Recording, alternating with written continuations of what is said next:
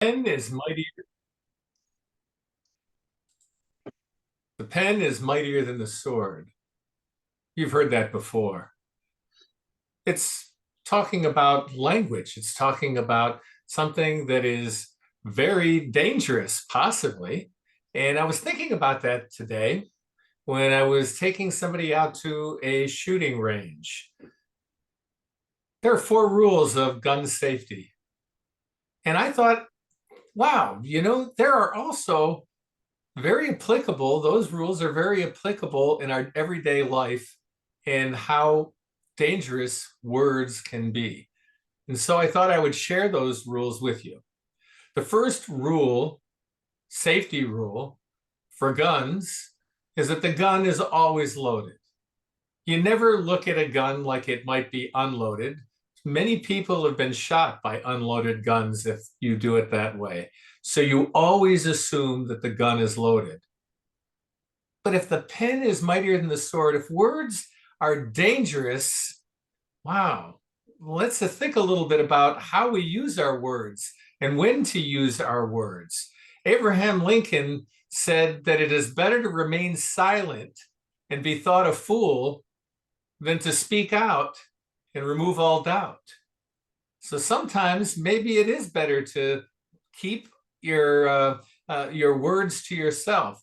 And this applies most likely or most often to gossip. And nobody's infallible. People do make mistakes. People do things wrong from time to time. And gossip only perpetuates the problem. Gossip in some areas are thought to have actually killed, is looked at upon as killing the person who the gossip is directed towards. So just as you should always assume that the gun is loaded, you should also assume that your words are extremely dangerous and you shouldn't take that lightly. The second rule of gun safety is never to put your finger on the trigger unless you're ready to shoot. Well, how does that apply to speaking?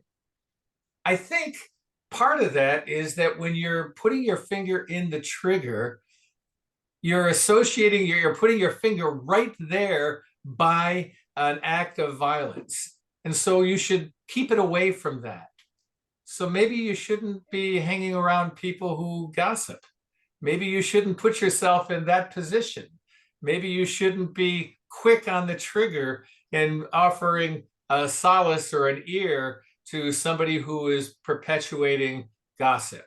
So keep your finger off the trigger and also keep away from people who are gossiping. Don't put yourself in that space. The next thing is that you should only point the gun at something that you want to destroy.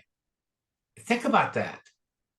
Why would you want to destroy somebody with your words? Why would you be pointed in your language at an individual knowing that it has that potential? Shouldn't do that. I think it would be it as a last resort. If somebody was causing you to lose money, or somebody was causing you to a threat to your life, maybe that's the time to speak out. But other than that, gossip and bad language, bad words, probably should be kept to yourself. Unless there is a valid need, it shouldn't be brought out. Last thing is, in gun safety, is that you should always be aware of what's behind your target, because there's a very real possibility that you'll miss your target and somebody behind will be hurt by it. Gossip is the same way, isn't it?